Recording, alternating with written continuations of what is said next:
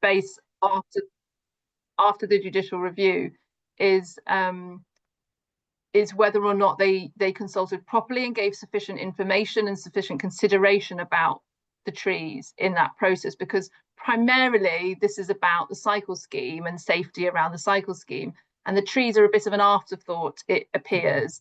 And so the information they've given, for example, they're relying on an assessment of the trees done in 2023, and the scheme has changed since then, and the trees being felled has changed since that assessment was done. So it doesn't assess all the trees now being felled. And anyway, that assessment was never made public. So there's a real, I mean, there's a bit of a cursory attempt to deal with the duty to consult and to satisfy those requirements. So, Yeah, so you can probably sort of argue that if you use Lord Wolf's definition of a proper consultation, that they haven't conducted a proper consultation.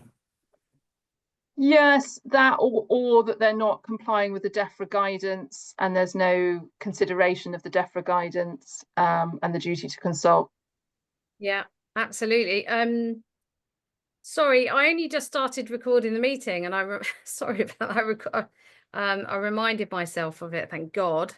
Very, very useful stuff. Yeah, the public duty to consult needs another whole session, I think. Just that it doesn't seem to be, if anyone knows, thinking about flagging this up ahead of time, if anyone knows of a council doing it well, doing it thoroughly, doing it in a kind of leading market, way, do let us know, because at the moment it seems to be they're either running away from it, pretending it's not happening, or doing it quite badly, as far as we can tell. And it is part of the legal requirement now, so they need to be doing it, and they're supposed to do it quite meaningfully and for quite a few weeks. I mean, and so yeah. I wonder whether they're not doing it very well because they never really intend on listening to what people say, because they're only going to do it when they've already decided that they're going to. Very cynical of you, Ali.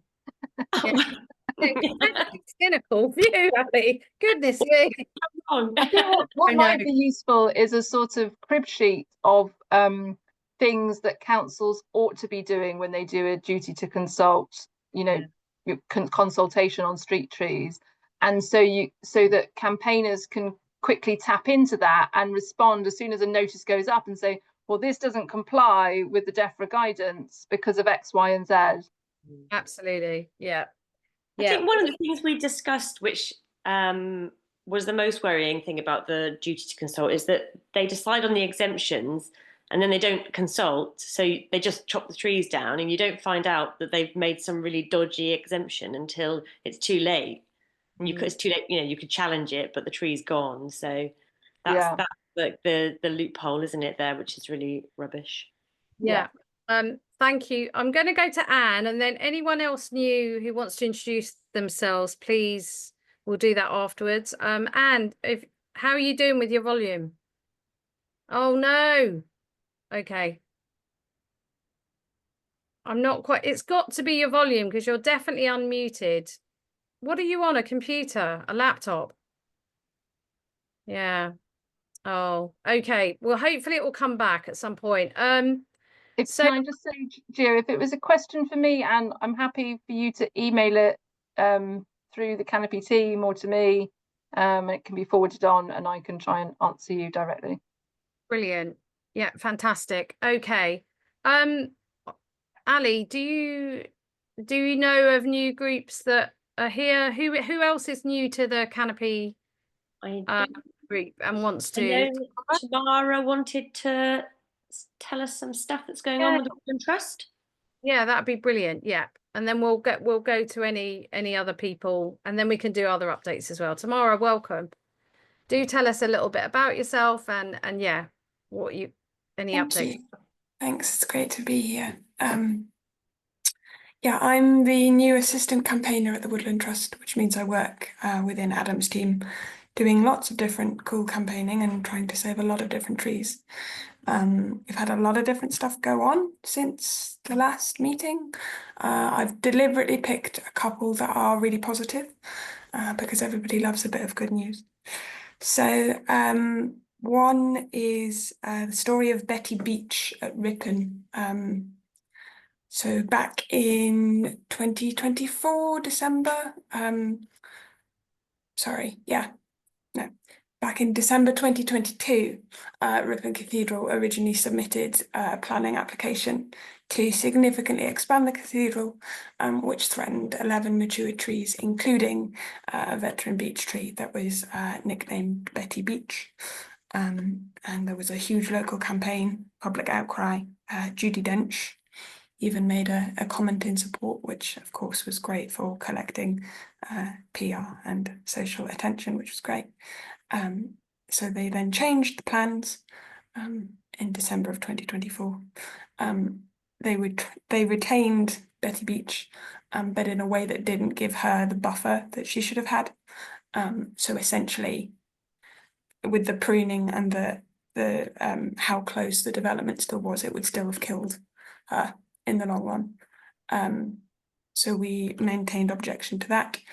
And we've just heard that the application has now been withdrawn. So Betty Beech wonderfully has a reprieve. We're not sure why yet the application was withdrawn, so it's not yet a full success. We're still watching the developments of the case. But yes, we're watching with hope, because for now at least it has been withdrawn, and it looks like that's possibly a positive conclusion of the case, which is great. Sure. Tamara, what about the other trees that were threatened? Do you know that, or the whole thing's been withdrawn, the whole design? So far, the entire application has been withdrawn, which saves all 11 trees and the urban green space that they were on, that was hugely important to the local community. So far, unmitigated success. Right. Pending, further developments that we're not ruling out. So that's a triumph. The next update is on some groundbreaking local plans. So local plans set the outline of local development over a long term for a specific area. And this is the first time, big headline is that Lewes District Council, if I can say all my consonants, have just finished consulting on a plan that legally requires all development to give a 50-metre buffer to all ancient woodland. So this is major, because governmentally, legally, the minimum is just 15 metres, which is often not enough to protect ancient woodland from encroachment deterioration. This is the first time, or the second time, now I'm rereading the case.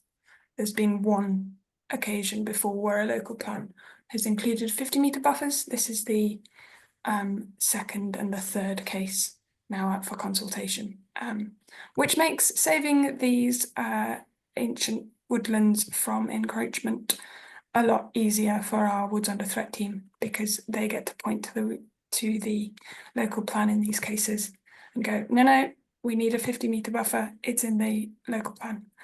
So hopefully it's a success story for now, and should cause a lot more success going forward, which is wonderful. That's brilliant, thank you. And so did Lewes Council take it upon themselves to do this, or were they directed to do it, or how did it, was it something just the 50-metre buffer, a figure that the Woodland Trust recommends as best practice. Okay. So it is the figure we hold to. Whether we had direct influence or there was specific advice given, I'm not sure, but certainly the Isle of Wight is another example of a local plan with 50-metre buffers under consultation. So it's a step change in the right direction. Yeah, and I suppose they're more raw. It's maybe slightly, because in an urban situation, you might not be able to get that amount of space, that buffer. But John, do you want to come in? Yeah, I was just going to ask, can you hear me? Yeah. Good, yeah. I was just going to ask, because we're grappling with a new local plan in Bristol, And the thing that we've always had difficulty with is the wording. Very often they use the word should rather than must or will whenever they talk about these things, which kind of, unfortunately, planners kind of mean that means it's sort of an optional requirement rather than an absolute requirement. I just wondered how it's worded in Lewis, whether it was actually something which is they insist upon or they hope that people have and actually doesn't actually happen. That is a very good question. I have forgotten the exact wording off the top of my head, but I believe it's a requirement, so it will be a must. Yeah. The expectation is that it's a blanket requirement that all development give a 50-meter buffer. So hopefully the wording will be as strong as it needs to be so that developers don't have that wiggle room.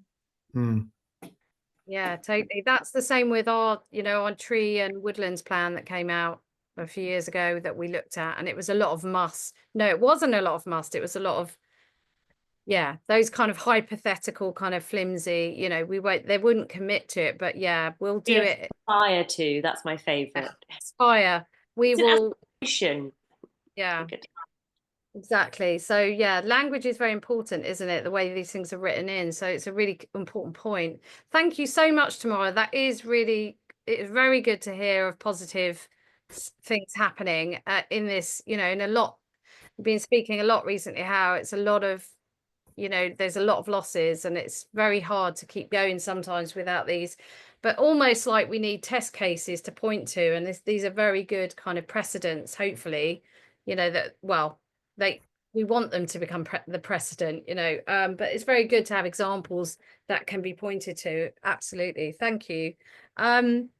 Great. Did another group want to, is anyone else new to the Canopy group that wants to update or introduce themselves, or is everyone, I think everyone else has been before, is that right?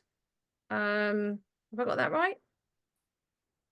So do we just want to do updates? Sandra, sorry, you had your hand up.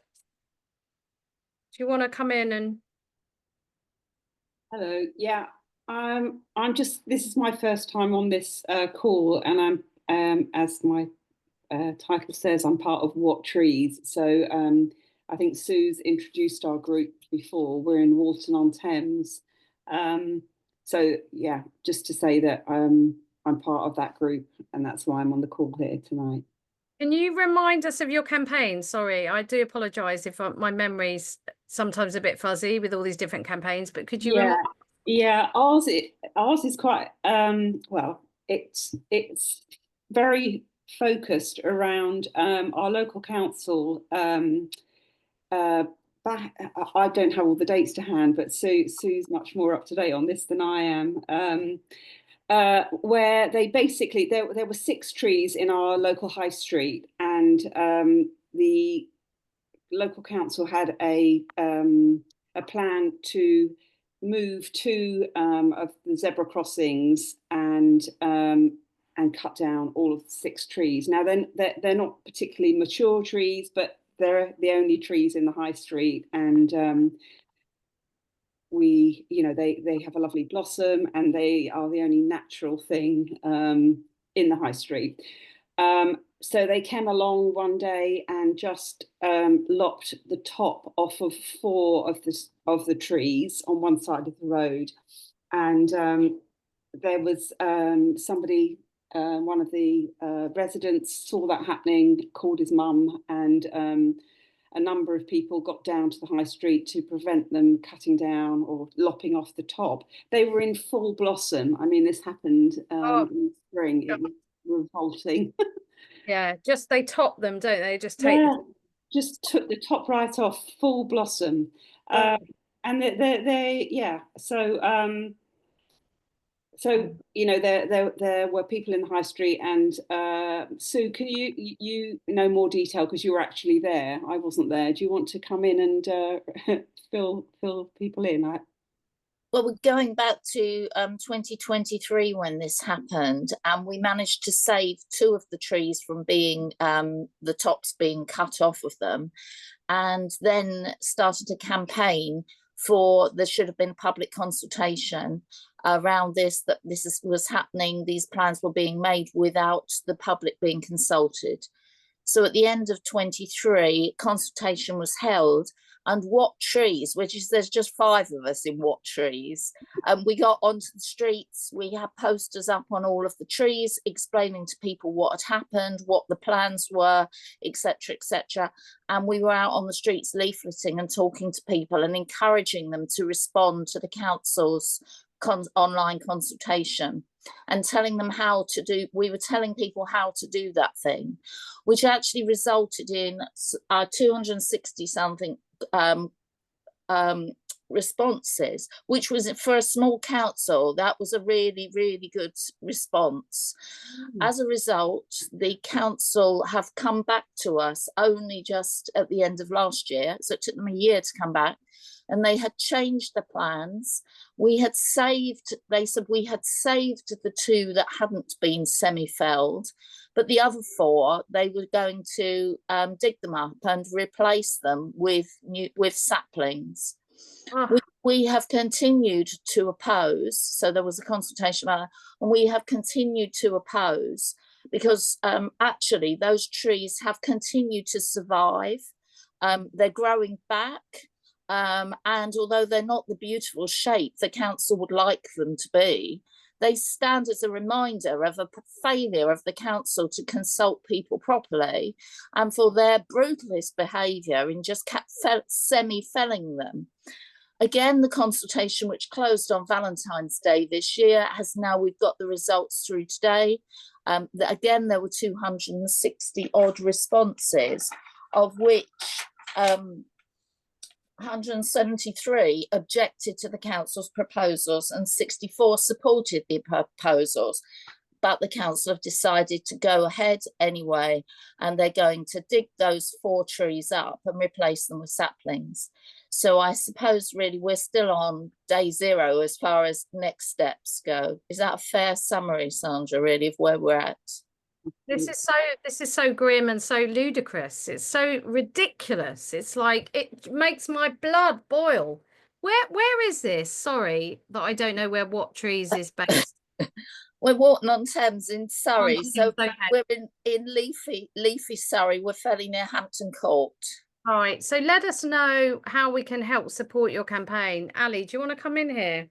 Yeah, I just wondered why what's the idea? Are they doing something snazzy or installing a cycle lane, or they just don't like them, or what is it? Originally, they wanted the trees to all come out. They wanted to move the, I think it was personally a commercial decision, because they wanted the zebra crossing moved to outside the shopping centre, where there would be a natural desire line to cross the road. So they therefore wanted the trees out of the way, and they were going to replace them with planters. So actually we have, this has been really important for us to communicate with local people and say, actually you have won, and to some extent you have won here, because the trees haven't all been felled. They have agreed that there will be rooted trees one way or the other, that they won't be replaced with planters. And so part of this is about, part of our campaign is very much about, we the people can be listened to, and this whole thing that people were saying to us, oh, you'll never get anything changed, it won't change anything. I mean, we have come against a brick wall today, actually, where everybody was, the majority of people who got back to the council didn't support the council's proposals, and they're going ahead anyway, but we'll cross that bridge when it comes. Yeah, I know exactly what you mean. We had the exact same thing. Everyone just goes, oh, they'll just do whatever they want, they won't listen to you. And you don't usually get a big win, but you might get some little ones, and it is heartening, isn't it, when you get those, I suppose. Have you done have they had to do anything like BNG assessment on the trees, or anything like that? I don't know what that is. We've asked for arboricultural reports. We got some minor reports through, nothing back. They've stepped back in terms of local councillors saying the trees were dead and dying and rotten and dangerous, because obviously they weren't dead and dying because they've survived the semi-felling, you know, so.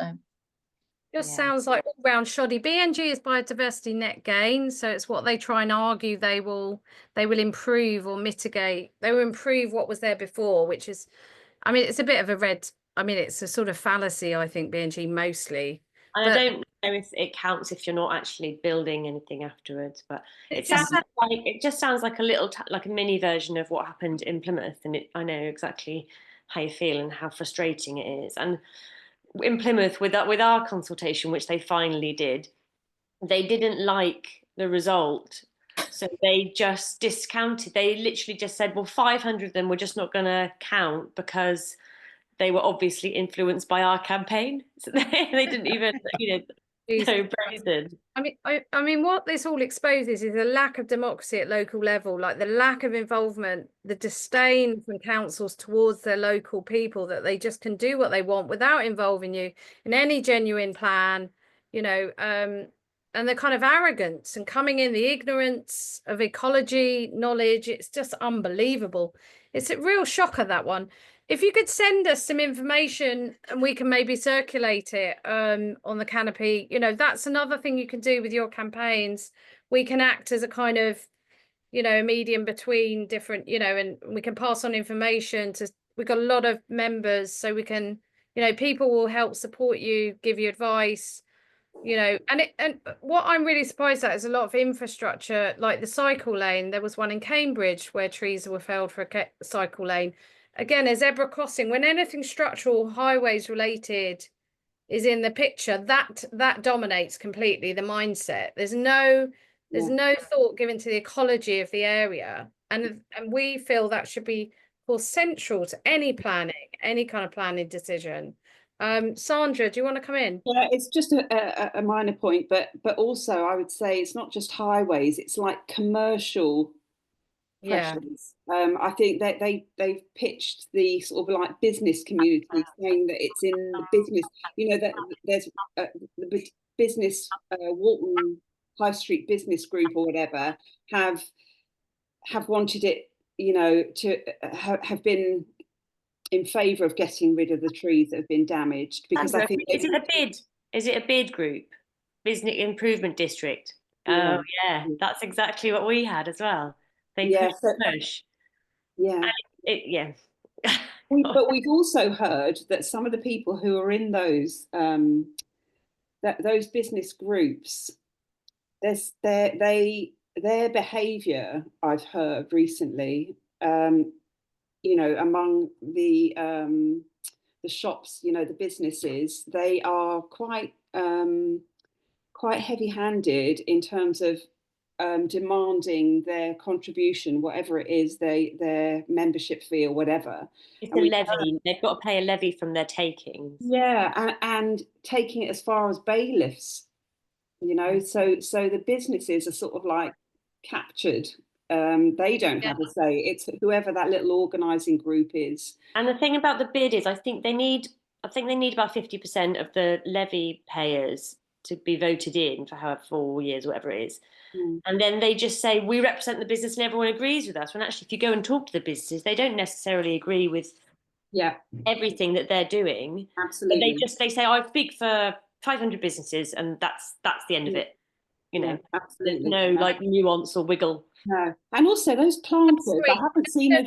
Yeah, sorry. Sorry, I'm just to control the sort of discussion a little bit. Just thinking about it's getting a bit. So if people could put their hand up if they want to jump in, just so I can look at parks. Parks can come in, and then Vasily, do you want to come in with it? You've got a comment to make. Are you there? Parks. I don't know who Parks is. Sorry, I'm here. It's just I'm on this wonderful Android phone, which say no more. It's a few things, but I was actually going to explain some of the things that we were doing, but to do with certainly the commercial side. We're in Brent, we're near Wembley, so the commercial side can be highly fraught. But I was going to explain about our tree strategy that we'd saved, but so I won't say much more now. Okay. Okay. I bring you back in. What's your name? Sorry, and which group are you from? Yeah, okay. It's Suzanne. I'm part of the London Federation of Parks and Green Spaces, and I help run a collective, which is we call Brent Parks Forum, which is part of the National and London Federation of Parks. But what we do, we look at trees just about anywhere. And I'm part of Brent Friends of the Earth. We've started a tree protection group, and we've joined Canopy. Brilliant. Well, very warm welcome to you. I'm going to bring in Vasily and then come back to you, Suzanne. Okay. Yep. No problem. So I wanted to give a very quick update at some point on the Tree Campaigners Handbook, and I have to disappear at 7, so I got nervous about running out of time. Yeah, do you want to do that now? Because you've got this. Yeah, very briefly. Basically, Ali has sort of coordinated and produced some amazing text. And meanwhile, on a parallel track, we produced a kind of flow chart, and the two things will work together really well because the flow chart can just lead you to a particular paragraph of Ali's text. So that's the first thing. The second thing is I had a long conversation with Simon Crump from the Sheffield Tree Action Group, who used to be from the Sheffield Tree Action Group. And he's an extremely experienced campaigner who will help us with some of the text and help us specifically with advice on how to stand under a tree, which kind of sounds simple, but he turned it into a bit of an art form.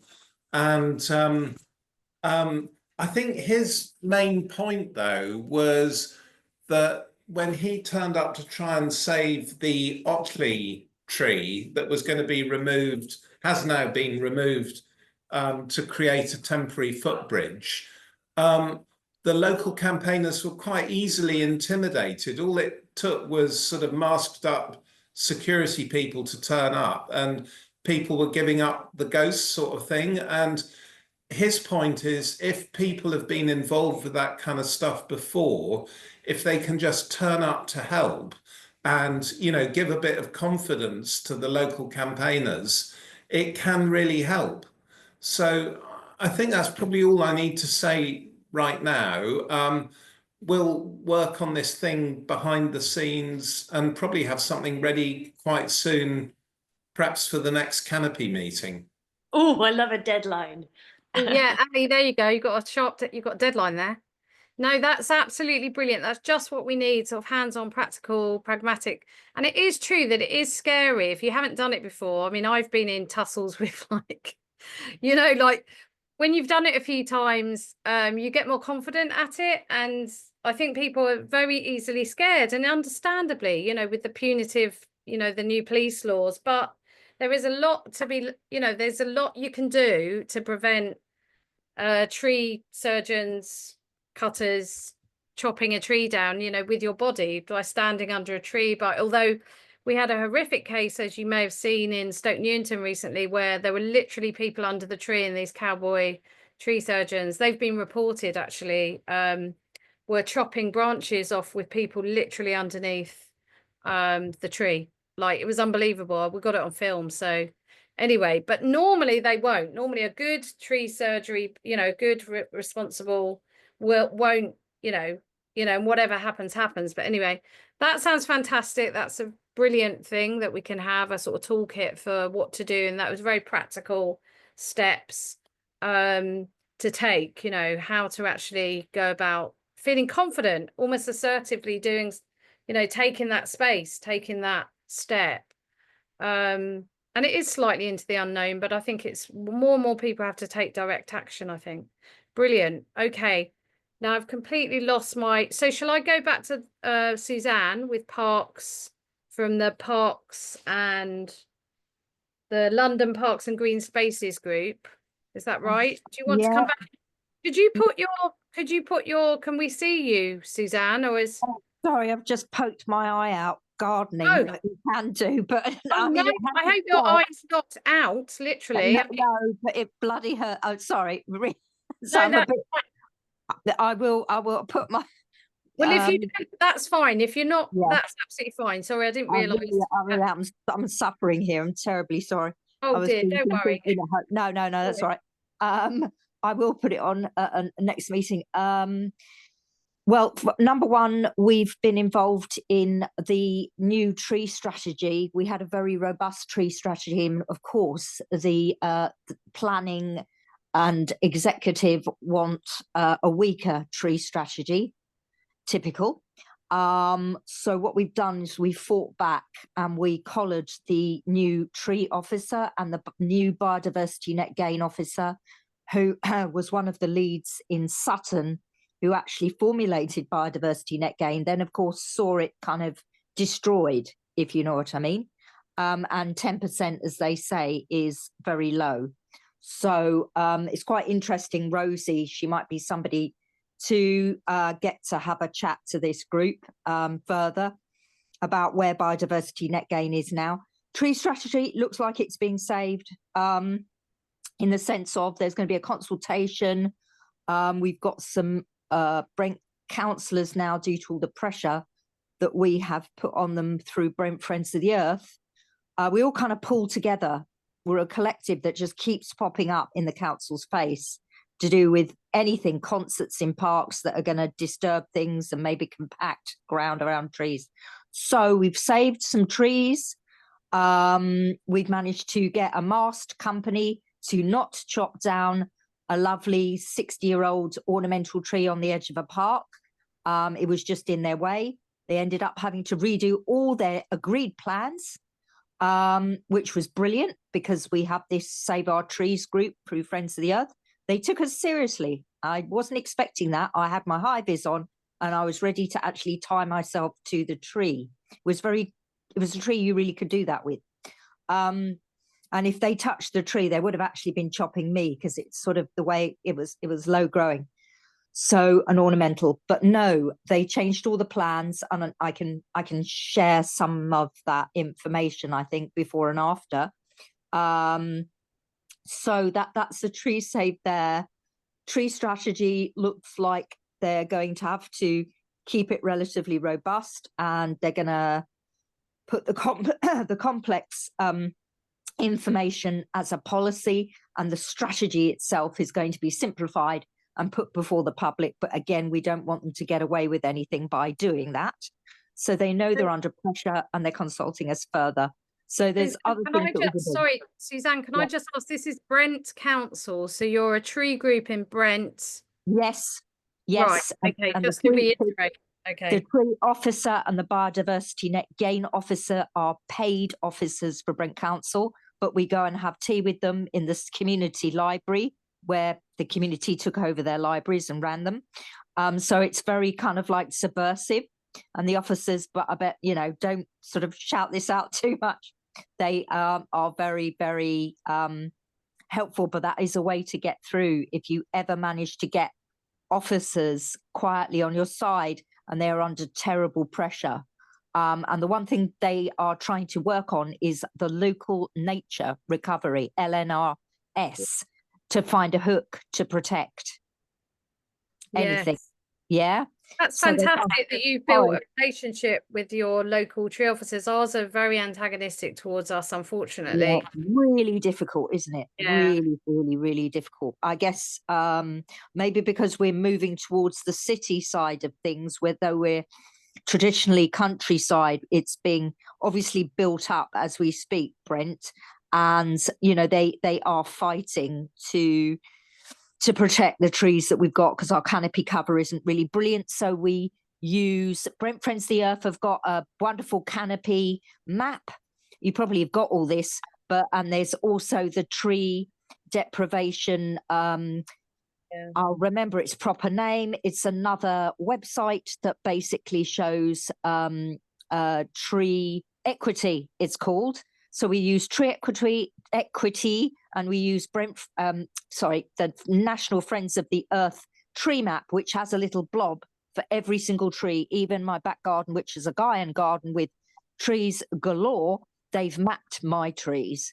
So they are accurate. So we use these maps to keep a track of what's going on. That's great. How many in your group, Suzanne? Well, not many.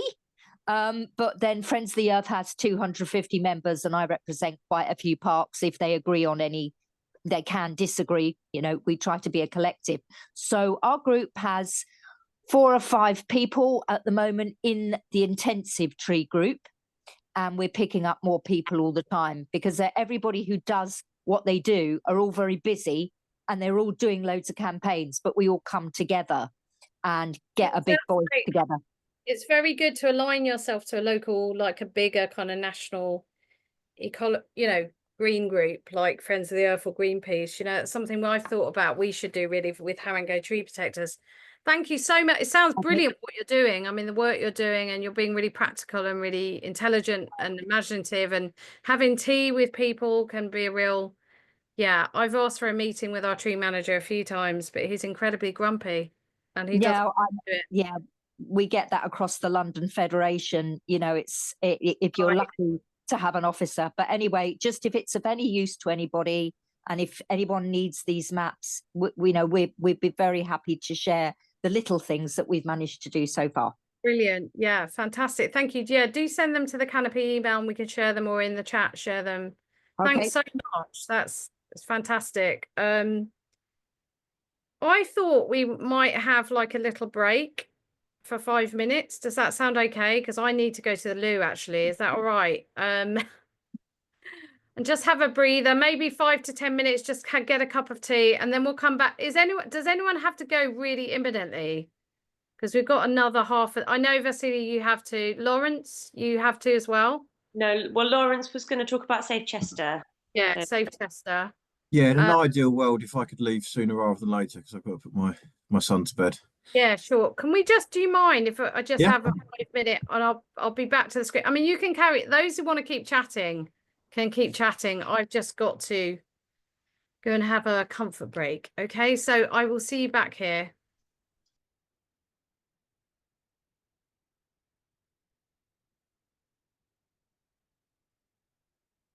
Mute.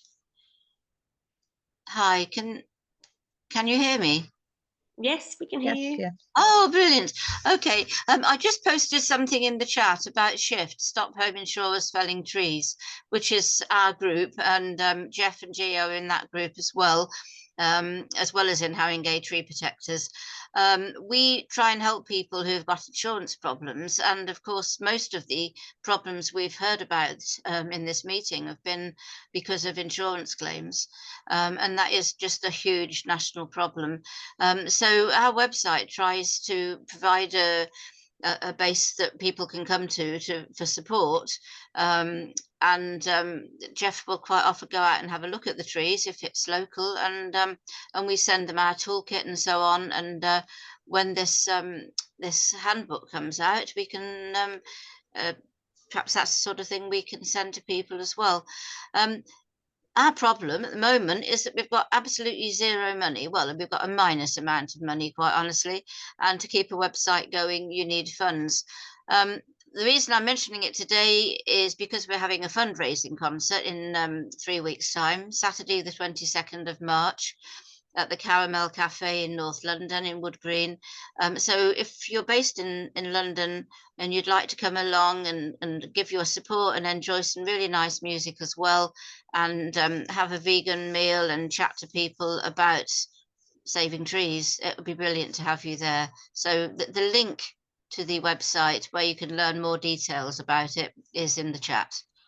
Thanks, guys. That's brilliant, Glenys, and the concerts are fantastic. I've been to 2, I think, and they're beautiful. And Holly she's an amazing pianist and singer, And it's a very moving event because you're thinking about nature crisis, but you're listening to wonderful music, you're having great food. So it's really worth, if you are in London, North London or London, just, come along. Okay, I'm back. Have we lost lots of people? Sorry, I just sort of Sorry, I'm going to have to leave because I've got to do some cooking. Sorry. Yeah. Everyone's got pancakes to make. Nice to meet you all. Oh, is it pancake day? Oh my God. Tuesday, is it Shrove Tuesday? I didn't know. Oh, well, I'll do pancakes as well. That means I've definitely got to go. Lovely to meet you all. Bye for now. All right, bye. Bye. Okay. Lawrence, I think. Yeah, Lawrence and the Chester. Yeah, hello there. Hi, everyone. Hi, Lawrence. Yeah, do you want to talk a bit about Chester? Yes, yeah, please. So I've just posted a link in the chat. Hopefully that should take you to something that we've been working on over the last 4 or 5 months. Essentially, we've instructed a barrister to take the council, or to threaten to take the local authority to court over some human rights elements. So we've kind of put a slightly different twist on it, perhaps, to how things have been sort of done in the past, really. But yeah, sorry to interrupt. Could you just remind people of where Chester is? A little. Oh, right, yeah.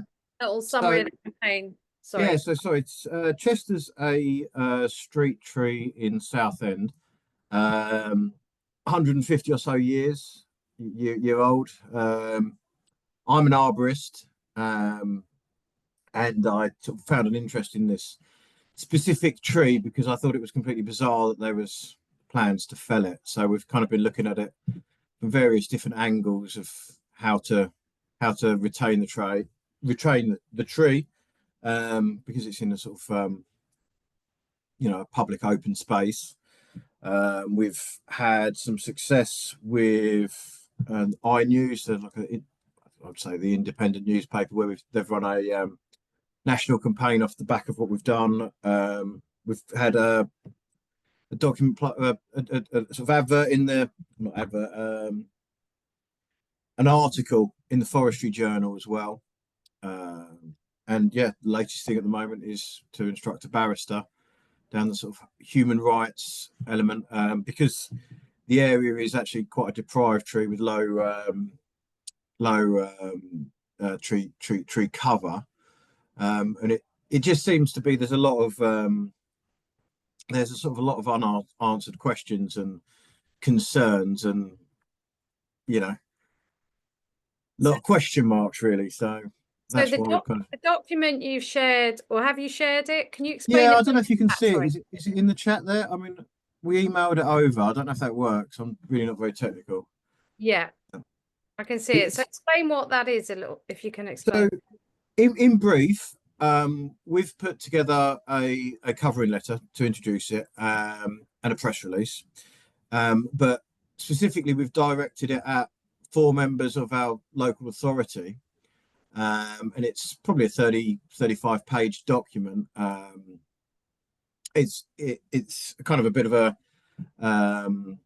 a good start for other tree campaigners as well. It's as specific as it could be to our tree, and it tries to just hold them account for so human right violations, really, for felling this tree without looking at other options. Great. I like the human rights angle. Ali, do you want to come in? Yeah, I just wondered, sorry, Lawrence, I know you did send this to me the other day and I haven't had a chance to read it all, but so this is like a pre-action letter, is it, that you've sent to the council? Yeah, it is. So potential grounds for a legal challenge. Yeah, correct. Yeah, so it's kind of what we've used, the sort of pot that we've got from the GoFundMe and all the kind of campaigns, and some sort of external money as well that we've put in. And it was just kind of a document to be used in the future. Can be tailored. It's from a barrister.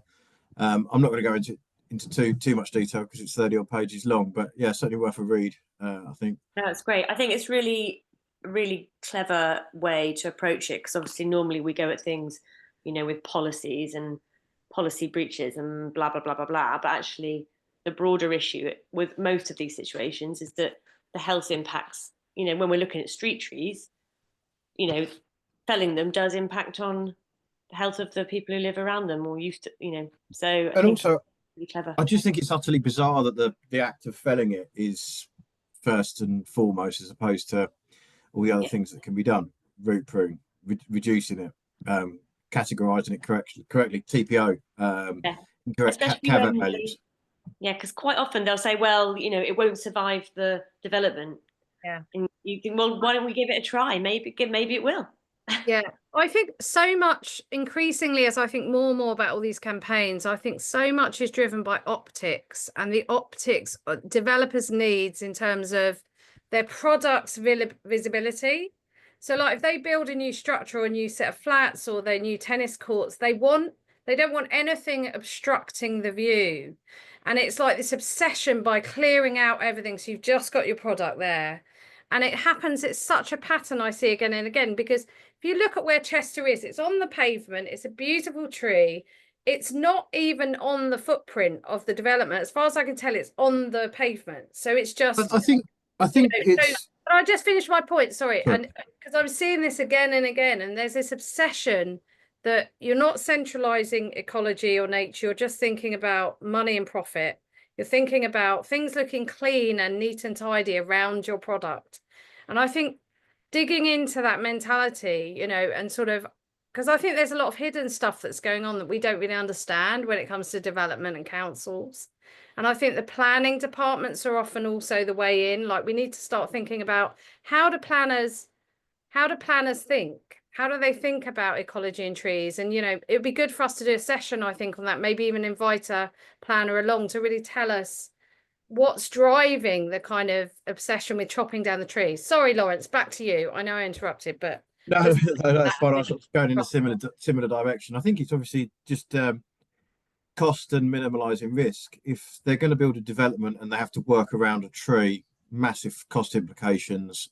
Yes, the aesthetics do they want to be looking at on a tree, but we're sort of on a broader perspective trying to look into changing policy and to change the way that we think about doing that, and you know how we can work with the tree. And the document that's been created and other actions that we've done is to try to just basically table a meeting with the council and say, look, there's a development, there's a proposed development, whether it be 14 stories or 8 stories. A community area or a paved area around the tree with a bench, which is on your designs anyway, would mean that the tree can be retained for the reasons that you're saying it can't. So it's kind of debunked itself anyway. But getting these people to listen is sometimes quite difficult. Yeah, that sounds great though. Thanks very much. So if people want to sort of look at that document, I mean, there's you know, it's a good sort of shortcut perhaps into using as a basis for other kind of approaches to council, and using and bringing in broader arguments, you know, about human rights, mental health, you know, all these children's health. I know the oak tree that was felled in outside the school, I can't remember, for the Blore development, you know, the development scheme in Essex. Was it Essex? I know there was a bit of a campaign to talk about children's health and mental health as well, and lung health, you know, as well. Right. Okay. That was great. Thank you. We're going to, does anyone else want to do an update or come in? I know, Adam, you're here from the Woodland Trust. Do you have anything you wanted to say? Or are you just listening? No, I'm just mainly here to listen, and Tamara's given a good update. I think one thing we can bring in is examples that we see working elsewhere, you know, and things like that 50-meter buffer. You know, we are in constant dialogue, opposition with developers who want to use the bare minimum 15 meters. So actually getting something like that is potentially a really critical advance in terms of being able to kind of take examples that are working to other developers. The one thing that's occurred to me in this sort of meeting is about the Office for Environmental Protection. I put a message in the chat. So that's a new government department that's set up to hold, you know, to really kind of hold the line on environmental protection. I've not used it yet, but it's there, and it can be, you know, it's there for members of the public to kind of effectively report where environmental legislation is not working. It was brought in with the Environment Act. You could definitely look, you know, between you have quite a lot of evidence on the duty of to consult now in terms of its kind of first wave of implementation. It doesn't sound like it's working very well. you know, you could look at doing a kind of submission into the OEP for short, looking at duty to consult. I think particularly as that was brought in with the Environment Act, it probably have a particular resonance for the OEP because that kind of came in under the same piece of legislation. So they'd probably be quite interested to know where people were experiencing a kind of failure elsewhere. So that feels like something to maybe follow up as a next step. Absolutely. Yeah, that's brilliant. Great point to make. I didn't know about that extra bit of legislation. Is it? Well, you know, I'm not, it's a newish thing. I don't know, like, but it's there and it needs to be used. You know, if we don't use it for things like this, then it makes it easier to be got rid of in the future. It's there right now. And the whole point of it is to hold the government to account on implementation of environmental legislation, you know, precisely the problem that you're kind of talking about here. It's not really working so far. I haven't heard one good example of it working so far. I mean, perhaps we need to do a poll of our members, Ali, I don't know, and sort of ask everyone, you know, how is the duty to consult going in your local, you know, council? Because has anyone heard of good practice or best, you know, being... Put something in the chat. Oh, you put your audio off. Maybe Christine's got something on it because she put something in the chat earlier about duty to consult. Yeah, well, it's working quite well in Sheffield, partly because of the past. Because, like I've said probably before, the council puts a map on the website. Once Amy puts in for trees they want to fell on street, and once that's approved, a map gets updated. So it's possible to go on the council's website and look at a map of every tree that Amy's wanting to fell, and it says what they're wanting to fell, why they are wanting to fell it, and what the replacement's going to be, and where the replacement's going to be. Okay. So because we don't have very many trees that aren't exempt because of the past. Amy are only felling trees on grounds of condition. So anything else they're consulting, but we haven't got very many of them now. But there was one that went through because the council forgot to tell us. It's on a different website. They forgot to tell us that they were consulting on a substance fell, so nobody replied. So I kind of have to watch them a bit on that. I don't think they were being deliberately evil. I think they were just being a bit inept. Ali, do you want to? Oh, sorry. I know, John, you've been waiting for ages. Hang on. Just got a really quick question on what Christine just said. Sorry. So do they only put ones on the map which they are consulting on, or do they put them on the map if they say they're exempt? They're putting the ones on the map that they say they're exempt. Now there's one coming up soon that's a subsidence fell, but the tree itself has only got a value of a caveat of about $2.5 grand, and the repairs are massively in excess of that. And that is one they're going to consult on. Now they said it was going to be on the map last week, but I haven't checked, but they haven't notified me either. So I do need to check. I think they are going to put on ones that they're going to consult as well, but in a different colour. Otherwise, no one's going to know. But I am checking that. But it's quite a good map. You can just look at it. And if there's trees in your area, you can actually go and look, because this isn't when they're going to fell them. This is that they've got approval to fell them. And it would be the same thing in councils that don't have something like Amy, because most of them haven't got tree felling crews. So they're going to go out to contract, and that contractor is going to get let something and told, well, you've got 14 weeks or however many months to fell. So if all councils did that, people can actually look and say, well, I don't think that's dying. And then you can have the conversation before it's just stump.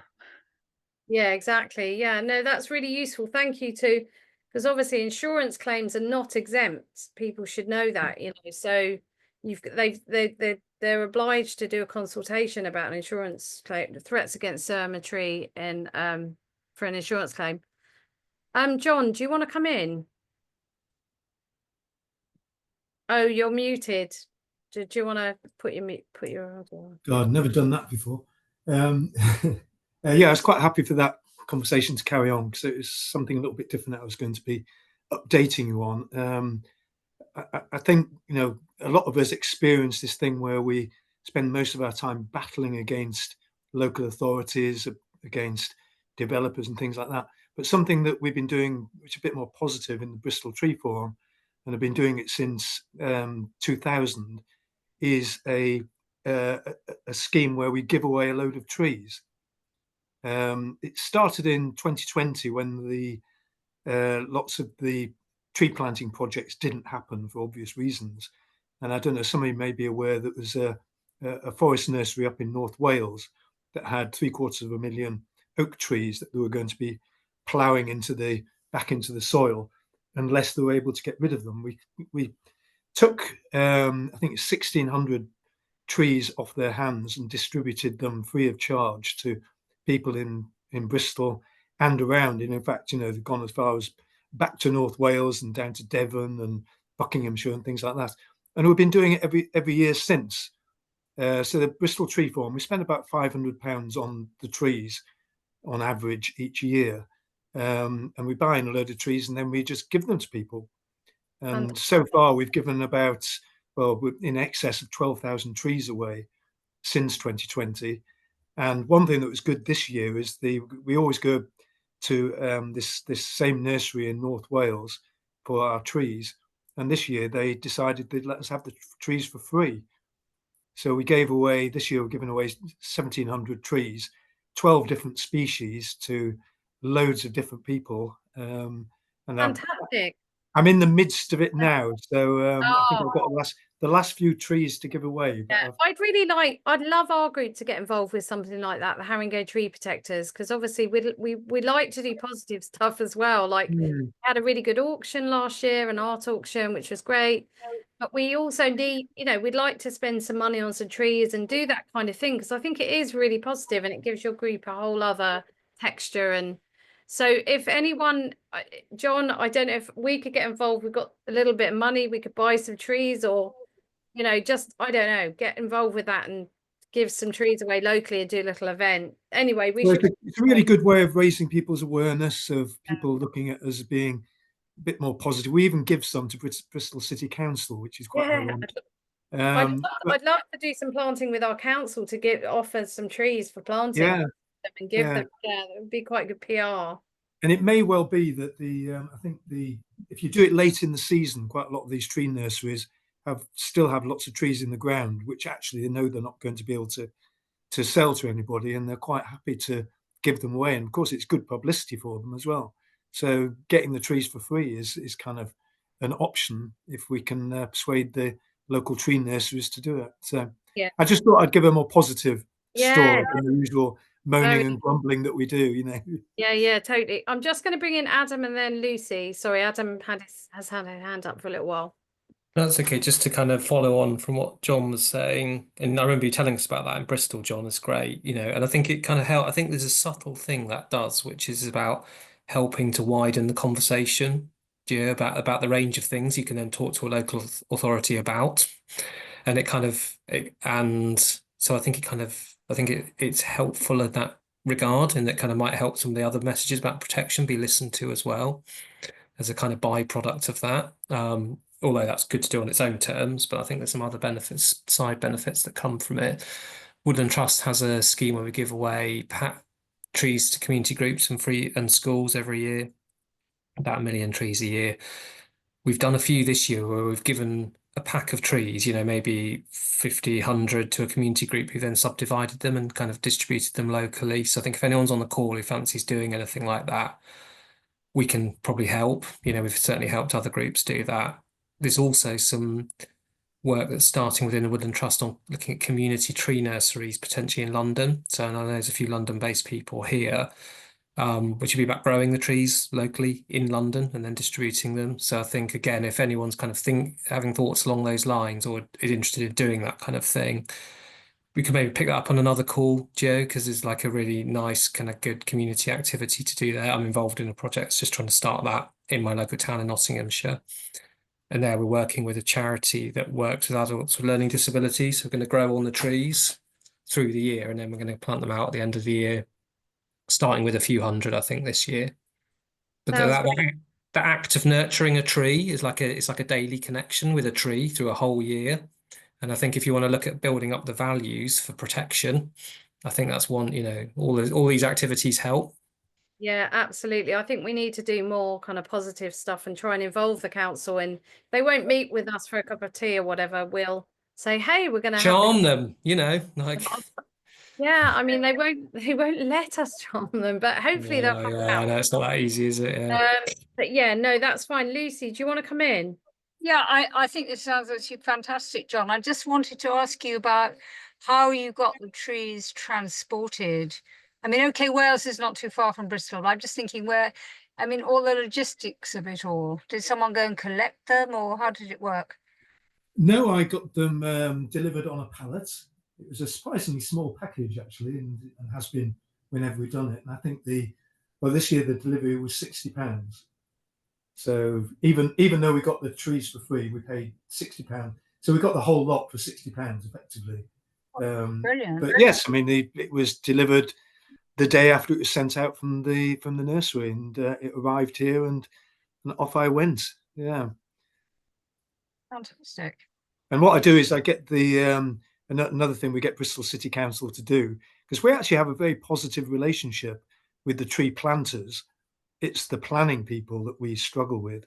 And the guy who's in charge of planting all the trees in Bristol brings a load of wood chip for me to package the trees into. So I have all the trees prepared for the people collecting them and put into wood chip to protect the roots. And again, that's something, quite a positive interaction we have with the council, which is always a good thing to do. A rare thing, unfortunately, but yeah, if you can do it, it's not bad. Yeah, so there's mostly people collecting them for their gardens, is it? Yes, so there's others that have kind of small tree planting projects where they're planting a few hundred trees on a bit of land. There's kind of a mixture of the two, really. Some people arrive for one oak tree and I give them a little package with one oak tree, and others get a big bag of 100 hawthorn to plant in a hedge or something. Yeah. Brilliant. It sounds great. Very positive stuff. So some ideas there.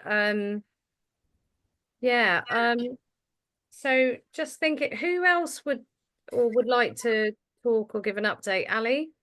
I could quickly say, if we're doing positive, which is quite fun, that this year we're going to do the 3rd Plymouth Urban Tree Festival in May. And if you do have the resources and a few people who want to do a little urban tree festival where you are, it's quite nice and healing, and it's a bit like tree planting in that it kind of raises awareness of how good trees are, and just makes people realize how much they like them in case they forgot, which is quite nice. So we're doing that again this year.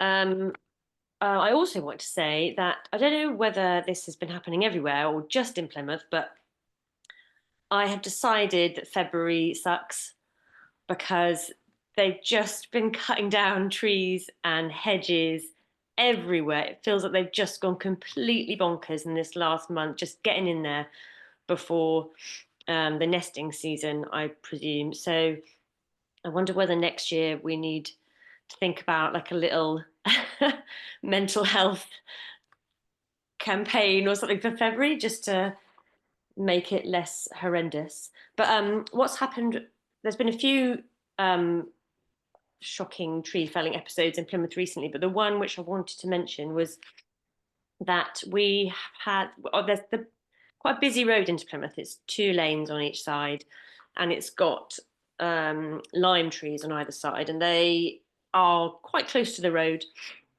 And there's been 2 fatal accidents on one side of the road in the last, how long was the last? So there was one 2008 and there was one 2023. And recently a coroner who was doing an inquest into the most recent one said that he basically advised the council to fell the trees because they were the cause of the fatality, as it were, so the council then had to do a report into what to do to what was it called, future death report, I think it's called, and they went along with it basically, and they immediately, within a week from announcing it, they felled 15 really big trees on the main road into town. But the thing that made it really, really annoying, and it's a very sensitive issue, because obviously, you know, the family, it's, you know, it's hard. It's not a nice issue to talk about, but also I wonder whether the council kind of made the most of that, in that, you know, it is a difficult thing to talk about without sounding insensitive. But they also reduced the speed limit from 40 to 30. So I don't know what you think, but I kind of think one or the other. But, you know, in doing both, it feels a bit like the trees have been lost unnecessarily. I mean, when both accidents happened, it was in the middle of the night. It was absolutely chucking it down. It's a road which I think is actually reclaimed land, so it might even be below sea level, so you get a lot of standing water. And I just wonder whether anybody else had any situations where councils have removed stationary objects, you know, just in case someone drives into them, because, you know, what would happen if he'd gone into a lamppost? Exactly. We're not going to get rid of lampposts. And if you think it just about, seems mad to me. yeah, I mean, the fatalities from car reported collisions or about 1,624 people a year in the UK are killed on London's road, you know, probably with crashes with other cars. And you think how small that number is with the tree always gets the headline. It's always the tree, rather than, oh, you know, 1,000, almost 2,000 people this year died on our roads. Our cars are really dangerous. There's such a focus on the tree, blaming the tree. John, do you want to come in? Yeah, I was just going to say that I think my understanding is that statistically speaking, streets with trees in them are safer. And of course, there will never be a situation where somebody doesn't get run over thanks to the fact that there's a tree there. It will only be the other way around. And I think it's such a foolish thing to do, because, as I say, on average, it's actually safer to have trees. Nobody knows why. It's probably just the fact that there is this kind of interruption in view and things like that makes people more careful with their driving. It's like introducing chicanes into roads. It slows the traffic down. So I think it's a really silly thing to do. Yeah, and actually, as soon as they did it, local people were saying that now they feel really vulnerable walking down the street, and it was actually because there's no barrier. And also, you know, the coroner made no mention of the fact that it slows people down, the health benefit, you know, all of that sort of stuff seemed to. He took advice from a police officer and the highways guy from the council, who said, he actually said, personally, I would like all the trees gone. Jesus Christ, what is going on? I mean, unbelievable. One or two men make a decision about something based on some feeling, and yet it's shocking. And especially Plymouth, with its terrible reputation and history, it's like, what shocks me is a council will be felling, and then the other trees it felled recently as well. So in the same week the MOD cut down 7 absolutely gorgeous trees because they wanted to replace the fence. I mean, I think a lot of people just don't know about the nature and climate crisis. They don't know the peril we're in. They really don't know. They don't understand ecology. They think trees are just things you can just get rid of and they'll spring up really quickly. That is shocking, absolutely shocking. I agree. I get so frustrated when you read the comments on, you know, on local papers or on Facebook, and, you know, it's always like, well, they're going to plant more. Don't worry, what's the matter with you? They're going to plant more. Yeah. And we all know 30% of newly planted trees will end up dying unless they're looked after. Yeah. You can replace the tree, but you can't replace the 100 years it's taken to grow. That's the issue. No. So yeah, that's tough. It's tough tree campaigning, because you're aware of all these. And I think there's something weird about that rush to fell, because actually nesting season officially begins in February and it goes through to August. If you look on the Orb Association. And I think birds sometimes are nesting earlier, some species, some later because it's colder and wetter, but some are, you know, you start hearing the birds quite early, you know, and it seems like a ludicrous just when the leaves are all about to burst into life, just before that very fertile period where everyone starts to feel a bit more positive, you know. Yeah, it's a very depressing thing. Who else would like to come in? I know some people haven't spoken about any campaigns or any issues. Rena, you joined us. Welcome. Hello, nice to see you. I don't know, are you new to the group or have you been here before? Forgive me if you have been here before. No, I'm very new to the group, Okay. and I'm so sorry that I'm as late to coming in as I am. Not a problem.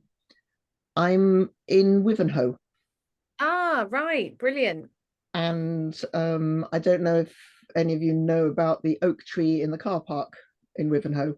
I know we've had a fair amount of media, including some national media, not a huge amount, but a bit. We have a big old oak. Should I say a little bit about what's going on? Do you know? Or We had yeah earlier, but please.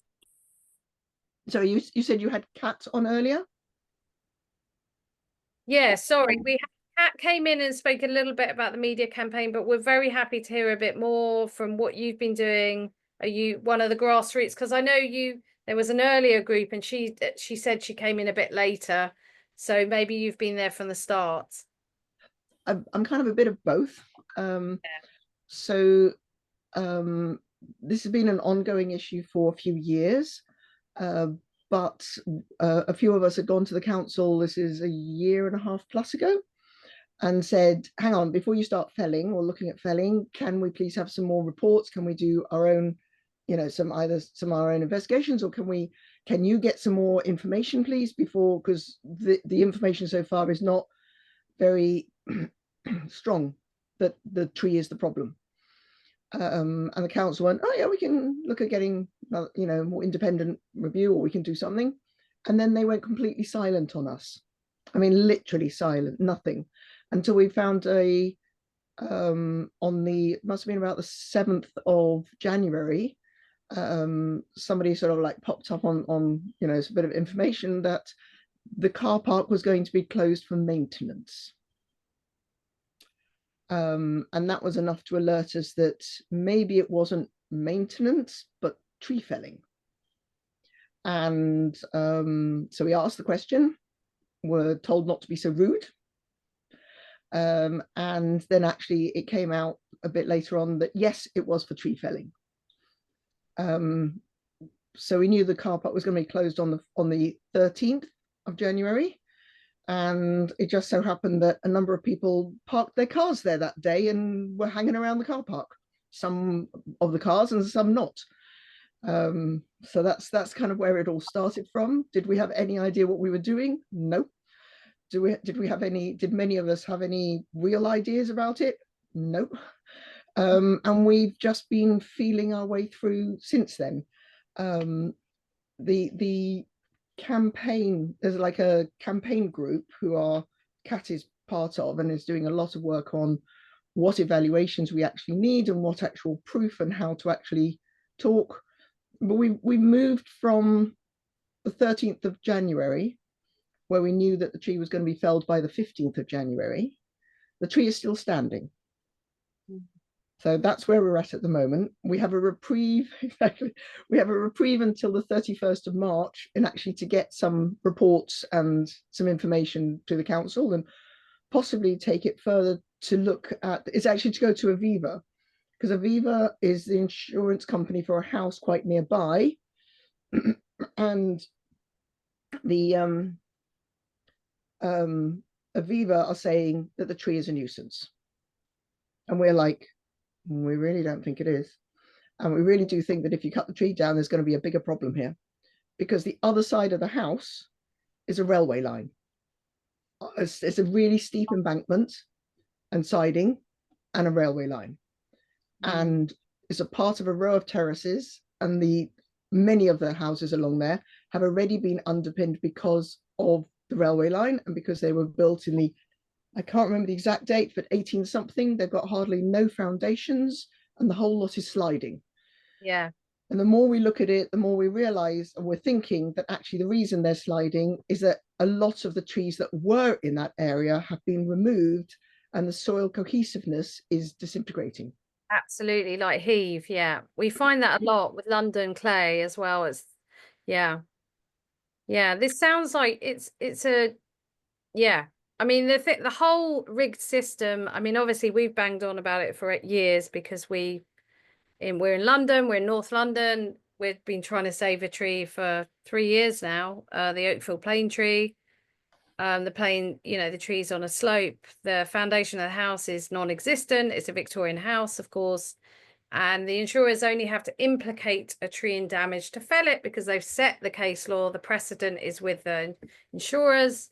It's really a rigged system and it needs, absolutely challenging and changing. And it sounds like it could well be the kind of, when a lot of trees are removed, you create other problems in the soil structure. Yeah. One of the problems is that the car park, and I can't remember exactly when, but at some point the car park was tarmacked. It went from being, I think, gravelly to tarmacked, and it's been tarmacked right up to the tree. The tree is getting no water. Absolutely. And also runoff. So you're getting there will be flooding issues as well, which a lot of insurers aren't thinking about, the long-term flood implications of removing big canopy trees. Yeah. Exactly. But also even already the roads right next to the car park, which is actually alongside, how can I explain this? Where the tree in the car park is at the bottom of a large playing field. And the water that comes off from there, the houses are literally at the bottom of this playing field. We're also almost at sea level. We're literally by the estuary. So we are right at, and it's a tidal estuary. So we really are at sea level. Everything comes downhill to us, down to that spot. And the houses along there actually all have their own wells. So this is how they were built back in the 18 whenever, with wells, because there's water there. With the removal of a lot of the trees that had been there and the tarmacking of the car park, the road that runs alongside them actually is already flooded regularly whenever it rains. It turns into a river.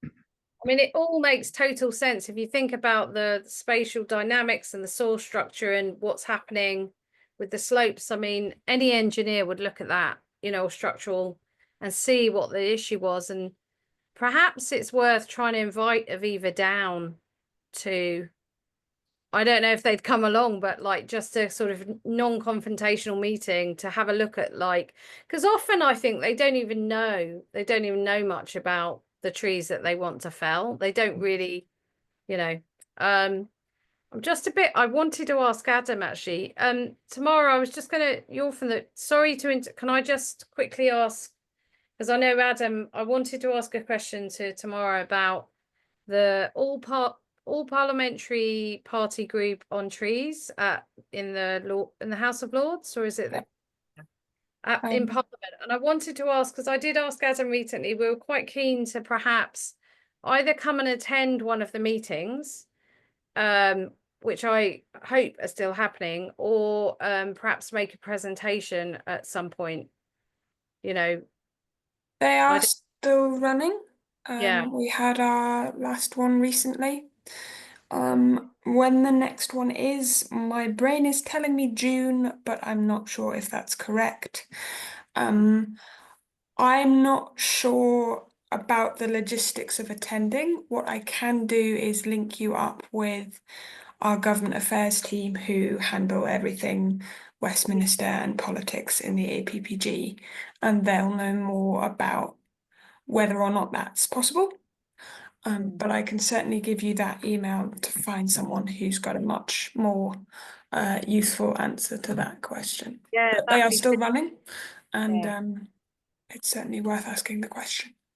Yeah, because I think we were trying to get something in on, you know, something was happening and then kind of went away, because it'd be good to have sort of campaign groups maybe making presentations there. And we didn't go with it in the end, I think because of the election, and we wanted to see how the sort of the land was lying after that. But it would certainly be helpful for us to go along to one, just to hear how they work before we try and elbow our way in to say something, I think. I can certainly link you up with government affairs to ask the question. Again, I'm not sure of logistics and who gets an in and who doesn't, but for sure I can provide a more useful email address. Thank you, that's great. Okay. Sorry, so Rena, we were talking to you, but I was just wondering, what did anyone else have anything they wanted to raise or sort of bring up for the next, perhaps the next? So just to quickly remind you, so next time we've got in April, which is I think it's April our next meeting is April the 1st. So April, is that April Fool's Day? Yes, it is. Okay. Maybe yeah, I think you have we have fools in the morning, so we should be okay. Okay. So we will have James Chambers here, and I can send out some information about him and any questions you might have.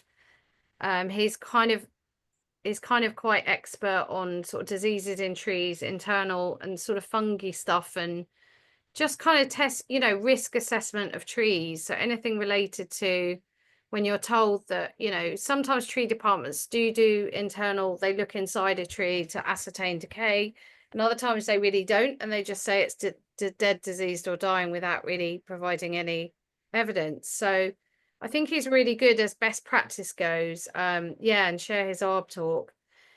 Just any questions you might have for him, but we'll put this out to the group anyway. Mina, I was saying to your group member Kat, if there's anything we can support regarding Wivenhoe, do let us know. You know, if we can lend support in any way, because the idea is we're going to try and, you know, coordinate, you know, support maybe on social media or, you know, to particular campaigns at particularly acute sort of moments. I don't know how much Kat has asked, and I'm also okay. So the Kat has been very much instrumental in the group that have been looking at arborists, engineers, and that sort of side of it. She's also been very involved in talking to the council and trying to get the council to talk. So just coming back very quickly, we came on the where we were was that on the 13th of January. The council had basically were not just talking or discussing anything. It was like we were dealing with a closed, locked, barred door to them. It was just silence. And within a couple of weeks from there, there'd been a meeting actually the following day on the 14th, where there were about 20 of us went to this council meeting, and we approached them very much on, we want to help you. Basically, they'd ended up signing a non-disclosure, I think it's non-disclosure, basically a confidentiality clause, which is why they were then not saying anything to Wivenhoe Public. And they'd done that in order to see a report that Aviva had written. So that, I mean, there's a whole lot of like, was that legal? I don't know. I know within our group, we've got a solicitor and he's doing really well. And so we went from this completely, the council not talking to us at all, to a couple of weeks later where we'd actually managed to bring them a barrister. The council had then got their own legal representation. And so we had barrister talk to solicitor. And from there, we've started putting a deal together. It was meant to only take about a week. That was what was meant to do, to put this whole deal together. It took 5 weeks. And during the whole of that time, there was a whole team of people that were physically watching and sitting vigil under the tree 24/7, which was very rough. Cold. Very cold. This was through January, through the storms, through everything. But we did it. But it did take a huge amount of organizing. I would say the general age, not everyone, but the general age of the people sitting under this tree were all retired. Many of them were 70, some older. You know, so it was quite a thing. Incredible. I mean, they're so valuable, retired people, when it comes to tree campaigning. I know with our tree, just amazing, kind of mainly kind of female, older, wonderful women who've had whole careers, came day after day after day, as well as some men. Sorry, I don't mean to go, you're here, you came every week. And they came and they did a stint, and they did it for hours and hours each day. We were lucky, we had good weather. There was something in the good weather. I mean, you know, you could say too dry weather and the climate crisis, but to go through cold and wet, bye John, thank you, is incredible, really, to go through the winter, very cold weather we've been having. I think one of our saving graces was, and I know it's gonna sound like I'm boasting here, and I'm not. I happen to have it's actually a caravan awning tent. So it's a lot stronger than your standard sort of pop-up tents. It's more like your old-fashioned canvas, rigid poled thing. And we'd put that up, and that was our sitting room through the storms. Right. So we did actually have a dry and generally windproof space to be sheltered from. And the only reason we put it up was because the weather was turning, you know, to make it manageable. Otherwise it would have been unmanageable. But we really don't know where we're going to be going and what's going to happen come the 31st of March. We're still trying to get reports together. You mentioned about inviting Aviva. I mean, if we could have I don't know whether we've got or who in Aviva, or how you get to talk, or which department in Aviva. I mean, any guidance like that would be fantastic. And yes, I think that's a good idea to, you know, is try and get somebody down to come and look and talk. We're very friendly. I mean, I know that I've never achieved it myself. We did get letters back and forth from the CEO. Is he called Colm somebody? But I mean, you know, it is very difficult. I mean, obviously Aviva has a relationship with the Woodland Trust, because they partner with the Woodland Trust for planting projects. So we're on the other side, so we don't have that kind of relationship.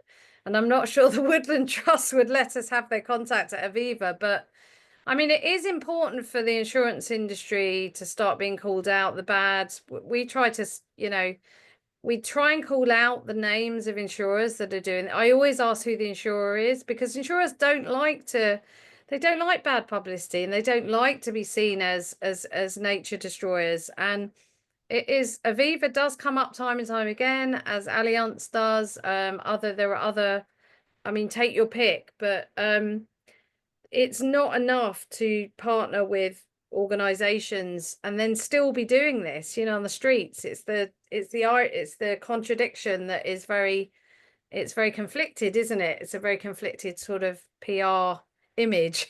But I think it is worth trying to reach out to them and, you know, speak, because the CEO, you know, direct it to the CEOs. I mean, they have different branches. So in England, they'll have a branch CEO, and then in Ireland, but I think he's called Colm. Just fine. It's worth a shot. It's worth a shot inviting. I think we invited him down. Of course, he didn't come down, but it's sometimes worth a shot. Perhaps try and find out the ecology or green. Bye, Christine. I think it is worth and calling them out. You know, calling out the insurers, because they're the ones driving this. You know, really, and being allowed to drive it. And often your council is held between a rock and a hard place, because they can't afford the costs in fighting the insurers. But yeah, I mean, that's how we went to the council, was that we knew that they were being pushed by Aviva. We knew that basically if they didn't fell the tree, they were being told that they would be liable for any costs for the house. And they just went, we can't afford to do that. We don't have, you know, we're a small parish area. We're very small, you know, it's a tiny council, and they just didn't, you know, they were looking at the finances and could they afford to do that, and they just ended up with, we have no choice. But I've also spoken to most of the councillors at various times, even the most what was I going to say? Feisty ones, who are coming with, you know, and you're like, and finally when I calm them down and say, well, personally, not as a councillor, personally, do you want to see the tree go? And they've gone, no. Yeah, of course. Yeah. You know, so, you know, I don't think there's a single person that actually wants the tree to go. And they have now just been crowned. The tree has just been crowned, which was a concern for us. But having been crowned, it's like, well, that's kind of interesting work on saving the tree. And it was being done beautifully. Okay, that's good. Ali, did you want to come in? I just wondered if they have given the council an estimate of how much, I guess, is it underpinning the house will cost, or whatever they, what are they claiming for if they don't sell the tree? I think it's any costs involved with movement in the house. They haven't even worked it out yet. I don't know. Remember, we're under this confidentiality clause. We're not told anything. Right. Part of the whole deal, which has happened, and I'm not quite sure how, this is through the barrister and through the solicitors, there's been this negotiation that actually some of the reports are now being disclosed and shown to us. Only some, not all. There is more that needs to be investigated and looked at. And I haven't been as involved in the nitty-gritties of what the council have and what the reports say. I've been leaving that to the like we call them the campaign group, who we've got an architect, a couple of architects, solicitor, and you know, those sorts of people. Whereas I ended up doing a lot of coordinating between them and, if you like, the team that were sitting under the tree and trying to manage that, and fundraising. Yeah, it's great to have like multiple teams or doing different things so you don't get burnt out. Can I just ask, do you know if FOI, you can't do an FOI then if something's been covered by some sort of non, what was it, the clause we've done. Yeah, sorry, they say it's commercially sensitive material. That's what they often say. They can't share it because, oh yeah, I know they won't do that, but they redact it, don't they? They because we asked to see documents and they were highly redacted. But normally the stuff comes out in a court process. Normally that's when we could see the full reports. Yes, the disclosure is better than doing FOIs. You should, but if you're not going down that route, then you won't get to see any of that. Yeah, we have already done FOIs for lots of things, and many of them just came back with, we're under a confidentiality clause, we can't give it. And it's like, well, really? Can't give anything? You know, not even redacted. that was the problem. Yeah, I'm amazed that they're allowed to get away with that. You don't know what your barrister says about that, is it? Well, I think it's because of the barrister coming in and going to the council and giving them some information that they've then gone back to their insurers. Council have gone through their insurers, through their solicitor and through their insurers, and are starting to realise what they can give out. Right, yeah. Which is why we're starting to get some information, but not. I mean, you could, if you aren't sure whether they are allowed to exempt them or not, you could ask for a review and then take the case to the ICO, but it takes ages and you might not have enough time. Say that again. At the ICA. If you do an FOI and the response is a bit shoddy, you ask for a review and that takes ages. And then if you think that, if you're still not convinced they've done it properly, you can take it up with the ICO, the Information Commissioner's Office. Say that again slowly. ICO. So actually, when you do an FOI, at the bottom of the response, it will say, if you're not content with this response, you can do a review, and if you're still not happy, you can go to the ICO. So the council should be giving you information on how to do that, and it might be worth doing that because they will try anything, whether they're allowed to or not. They are chances, in my experience. It's really useful to know. I didn't know that you could push further. Well, I mean, you almost always have to do a review because the first round is always rubbish, and then you ask for a review, and then you might get half of what you should have. I didn't ever push back on FOIs. That's really silly. I'm just aware that we're coming to the end now. Does anyone else want to come in? Like Julie, I know you're here. Merle, I don't know which group you're from. Are you also from Wivenhoe? No. But Julie, did you want to come in with anything, or? Oh, your audio's not on. Don't worry, I don't. It seems to be a problem with the audio. But Ali, was there anything else that you feel we should, or should we kind of wrap up? Well, just as ever, if you have anything that you want us to share, tag us in it on whatever it is that it's on Facebook, Twitter, Blue Sky, Instagram, all that sort of stuff. So just tag us in it and I'll share it. We were on the lookout for people who might be able to help us do a bit of social mediaing, because it's quite time consuming. So do get in touch if you want to help with that. But yeah, also email me things if you want them to go up on the news part of the website. Yeah, and I think Judy said she'd be up for helping with the Facebook page, so that's really great. Yeah, sorry, I've got it working now. Brilliant. So we need to connect maybe with you, Judy, about Facebook and posts and things like that. Yeah, sorry, I'm sitting in the dark because my bird doesn't like the light on. He just screams his head off. So yeah, I don't mind taking on some, doing some stuff on the Facebook or whatever. Thank you. I'll drop you an email. Yeah. Fantastic. Yeah, but like I said, there's an update from me. Is obviously because the Save Chest has taken that situation away. I've just been supporting other areas, like I said, Wivenhoe and Oatley. They were recent ones that I've attended to give support in. And they have been a bit of an experience. Well, not so much the Wivenhoe, but the Oatley one was quite an experience and very, very emotional. So yeah, I think it's brilliant. You've been lending physical sort of direct action support to other groups, which is amazing.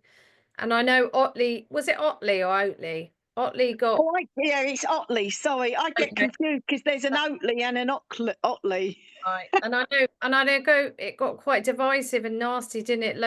There were local pressures and people were being divided and scared, and I think there was a lot of intimidation. When I went up there, we camped over in the snow in tents. Luckily enough, we was in the Harris fencing, but there was a lot of local kickback. The council had done an article which had upset all the residents, so it was very divisive, in as much as there was those trying to save it and then there was those that were just saying just cut the tree down.